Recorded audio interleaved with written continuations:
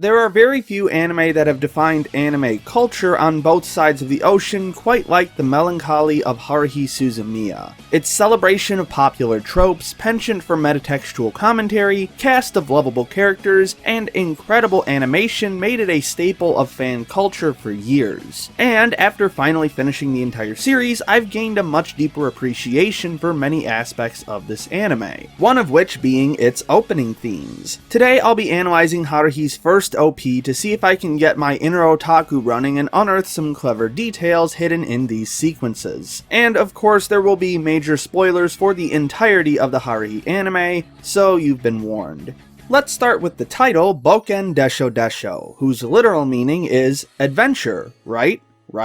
But can roughly be translated as, it's an adventure, right? Referring to Haruhi's excitement over finding something in her everyday life worth pursuing, a central theme of the series. In the first shot of the OP, we see Haruhi staring up at the night sky, with her outfit indicating that this is her junior high age self, possibly at the age where she has her realization about how small she is compared to the world as a whole. A shooting star is seen flying across the sky with Haruhi looking up towards it, as though she is wishing on that star for something extraordinary to happen in her life. As the frame zooms in on Haruhi's face, her junior high clothes give way to her high school uniform, but she's still looking up at the stars, suggesting that she's held onto that same wish as she got into high school, which holds true after her introduction in episode 1. As a ray of light shines down from above, we hear the first lyrics of the OP. The answer is always in my heart. This is likely referencing the fact that Haruhi is essentially the god of the world she lives in, and thus she has the power to warp the world so that her desire for excitement can be fulfilled. It also has a more metaphorical meaning of relying on your own desires and aspirations to push you forward in life, rather than just going with the flow and living a life devoid of excitement. Additionally, this line could also be directed at Kyon as a reference to the end of episode 6, when he realizes who Haruhi is to him. As this line sings out, a hand comes down from the sky towards Haruhi, who accepts this hand with a smile on her face. This hand is most likely meant to be that of Kyon, whom Haruhi sees as her closest partner on the many adventures they're about to take, as the more down-to-earth and non-patronizing tone he takes towards Haruhi when he first starts interacting with her is what sparks her initial interest in him, and thus he is represented here by a hand pulling her out of boredom. Then comes the title card before we cut to a shot of Haruhi's torso. She appears to be walking swiftly towards something off-screen, as she often does throughout the series when she gets a crazy idea in her head, with the first verse of the song beginning here.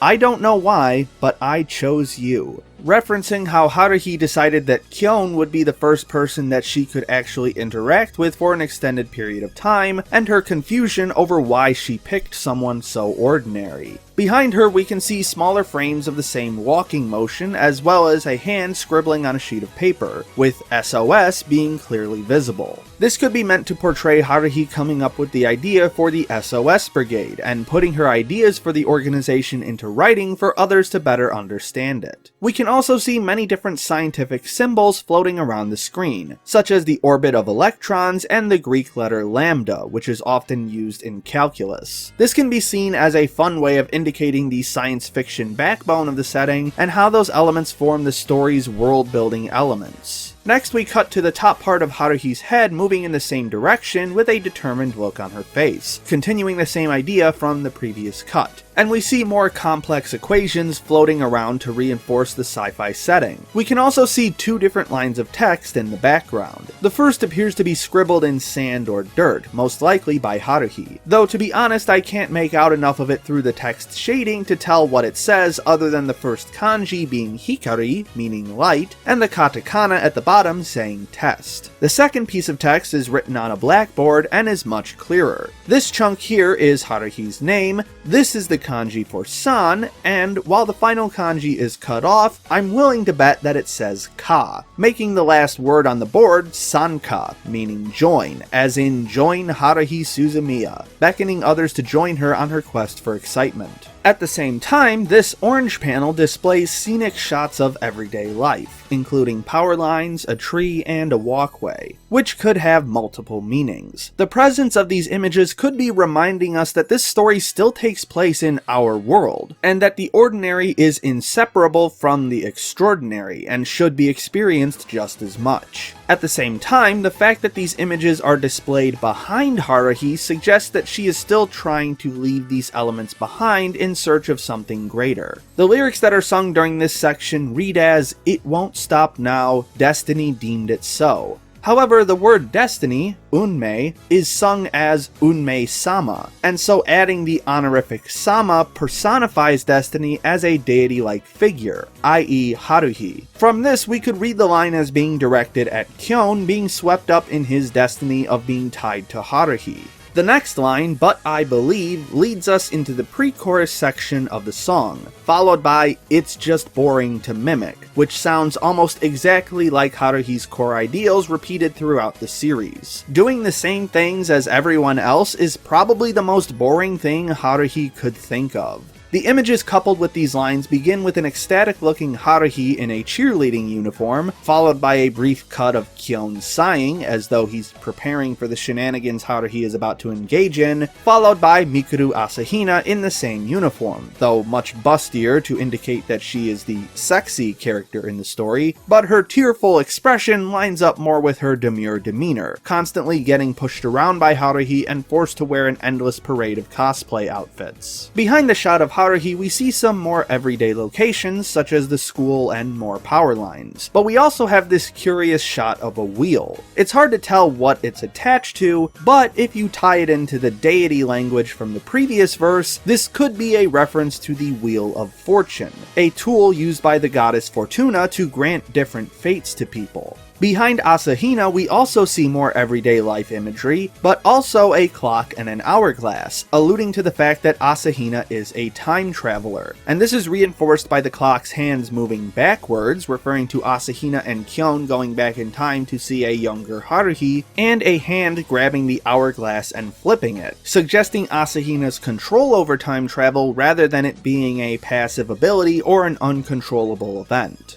The next line, "You'll be right," is accompanied by Haruhi wearing a jacket and her brigade leader armband, using hand signals to direct something, possibly directing her fellow brigade members what to do next. After that is another quick shot of Kyon, this time shaking his head as he usually does when Haruhi's nonsense intensifies. The lyrics here seem to be a reassurance that what Haruhi is doing is right, especially when combined with the next line, "So I'll do what I feel as I feel it." Another near-perfect encapsulation of Haruhi's thought process, only doing what she wants to do whenever she feels like doing it. This is also where we get our first shots of Yuki Nagato, starting with a close-up of her eye, referencing her role as an interface with the universal thought entity and one meant to observe Haruhi. After some brief close-ups of Asahina and Haruhi, we see the command prompt text box Nagato uses to communicate with Kyon throughout the series, with the phrase "in the library" written inside the box, alluding to Nagato's pastime of reading.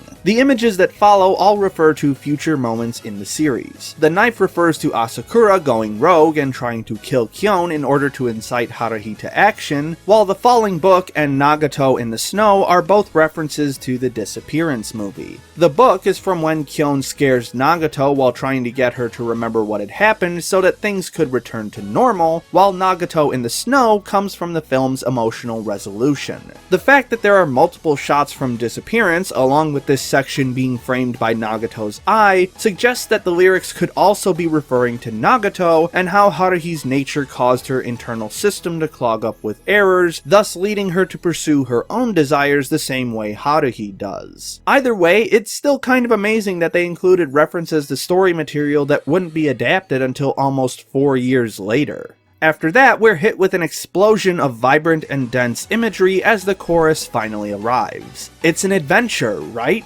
Right?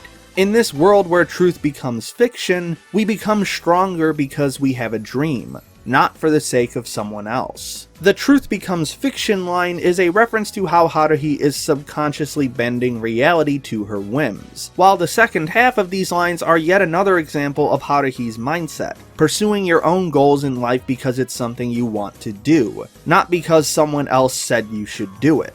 As these lyrics play out, we see Haruhi running through a tunnel of stars set against the blackness of space, symbolizing her undying pursuit of the extraordinary, with the outer space setting once again reflecting the sci-fi underpinnings of the story. We also see many of the other characters from the story that haven't been introduced in the OP yet, such as Asakura, Koizumi, Tsuruya, Emiri, Shamisen, Kyon's sister, and even adult Asahina, along with another shot of Nagato reading a book, as she typically does, and present-day Asahina still crying as she flies by on a clock with a trail of stopwatches behind her, more symbols of her time travel nature. Along with that, we get some more science-y imagery, such as the different planets flying by, and these two lines that briefly form what looks like the double helix structure of DNA. Near the end of this sequence, we see some of the planets turning into Haruhi's SOS logo, symbolizing her power to bend the universe to her whims. After that, the song starts to pull back a bit in intensity with the lyrics, "Please come with me, see me and my endlessly free self," accompanied by different shots of Haruhi and Kyon against more everyday life scenes. The first shot has Haruhi walking away and then turning back to look at something behind her, while the following shot has Kyon walking forward and then stopping to look to his right.